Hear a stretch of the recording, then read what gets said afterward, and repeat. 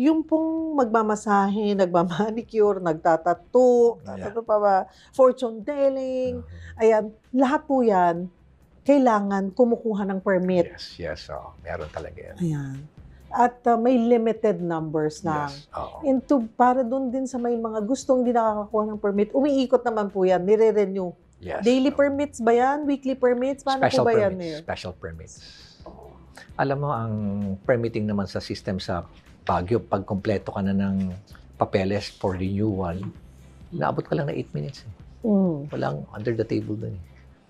Tapos kung new business, abutin lang siguro ng mga 4 hours or 3 hours. Kailan naman na tumatagal dahil dun sa inspection. Siyempre, umiikot din yung inspection team sa ibang lugar.